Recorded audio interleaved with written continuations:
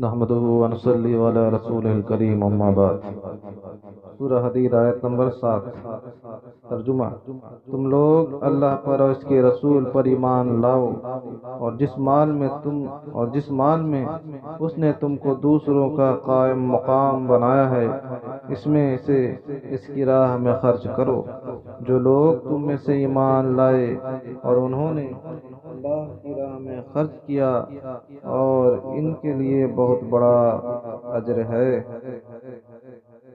فائدہ: قائم مقام کا مطلب یہ ہے کہ یہ مال پہلے کسی اور کے پاس تھا، اب چند روز کے لیے تمہارے پاس ہے۔ تمہاری آنکھ بند ہو جانے کے بعد کسی اور کے پاس چلا جائے گا۔ ایسی حالت میں اس کو جوڑ کر رکھنا بیکار بات ہے۔ یہ بے مروت مال نہ سدا کسی کے پاس رہا نہ رہے گا۔ خوش نصیب ہے وہ جو اس کو اپنے پاس رکھنے کی تدبیر کر لے، اور وہ صرف یہی ہے کہ اس کو اللہ جل شانہ کے بینک میں جمع کرا دے، جس میں نہ ضائع ہونے کا اندیشہ ہے، نہ چھوٹ جانے کا خطرہ ہے، اور دنیا میں رہتے ہوئے ہر وقت خطرہ ہی خطرہ ہے۔ اور آج کل تو قدرت نے آنکھوں سے دکھا دیا کہ بڑے بڑے محل، بڑی بڑی جاگیریں، ساز و سامان سب کا سب کھڑے ہاتھ سے نکل کر دوسروں کے قبضے میں آ گیا۔ کل تک جن مکانات کے بلا شرکت غیر خود مالک تھے، آج دوسروں کو اپنی آنکھوں سے اپنا جانشین اس میں دیکھتے ہیں، پھر بھی عبرت حاصل نہیں ہوتی۔ ترجمہ: سورہ حدید آیت نمبر 10۔ اور تمہیں کیا ہو گیا؟ کیوں نہیں خرچ کرتے اللہ کے راستے میں، حالانکہ سب آسمان و زمین آخر میں اللہ ہی کی میراث ہے۔ جو لوگ مکہ مکرمہ کے فتح ہونے سے پہلے اللہ کے راستے میں خرچ کر چکے ہیں اور جہاد کر چکے ہیں، وہ برابر نہیں ہو سکتے ان لوگوں کے جن کا ذکر آگے ہے، بلکہ وہ بڑے ہوئے ہیں درجہ میں ان لوگوں سے جنہوں نے فتح مکہ کے بعد خرچ کیا اور جہاد کیا۔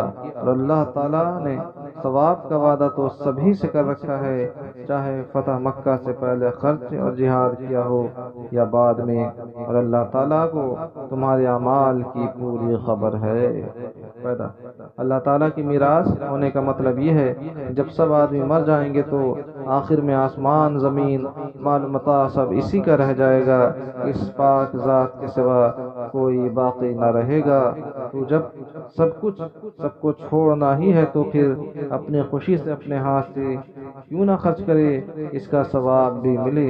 اس کے بعد آیت شریفہ میں اس پر تنبیہ کی گئی کہ جن لوگوں نے فتح مکہ سے پہلے اللہ تعالیٰ کے کام پر خرچ کیا یا جہاد کیا، ان کا مرتبہ بڑھا ہوا ہے ان لوگوں سے جنہوں نے فتح مکہ کے بعد خرچ کیا یا جہاد کیا۔ اس کے لیے فتح سے قبل احتیاج زیادہ تھی، اور وہ ہر چیز جتنی زیادہ حاجت کے وقت خرچ کی جائے گی اتنے ہی زیادہ ثواب ہوگا، جیسا کہ سلسلہ احادیث نمبر 13 صفحہ نمبر 103 پر آ رہا ہے۔ لوگوں کو ضرورت کے وقت بہت زیادہ خیال کرنا چاہیے، اور ایسے وقت کو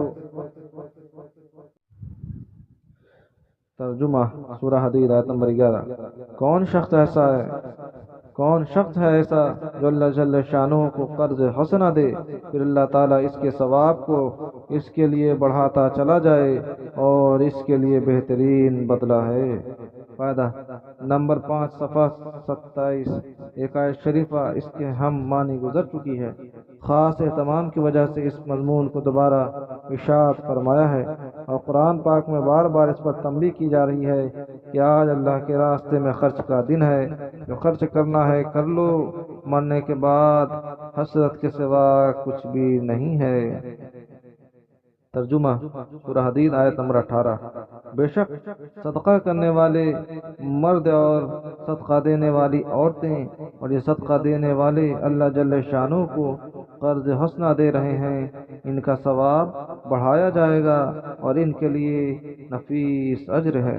فائدہ: یعنی جو لوگ صدقہ کرتے ہیں وہ حقیقت میں اللہ جل شانہ کو قرض دیتے ہیں، اس لیے کہ یہ بھی قرض کی طرح سے صدقہ دینے والوں کو واپس ملتا ہے۔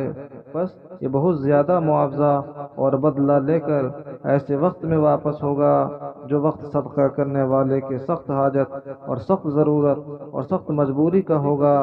لوگ شادیوں کے واسطے سفروں کے واسطے اور دوسری ضرورتوں کے واسطے تھوڑا تھوڑا جمع کر کے رکھتے ہیں کہ فلاں ضرورت کا وقت آ رہا ہے، اولاد کی شادی کرنا ہے، اس کے لیے ہر وقت فکر میں لگے رہتے ہیں، اور جو گنجائش ملے کچھ نہ کچھ کپڑا زیور وغیرہ خرید کر ڈالتے رہتے ہیں کہ اس وقت دقت نہ ہو۔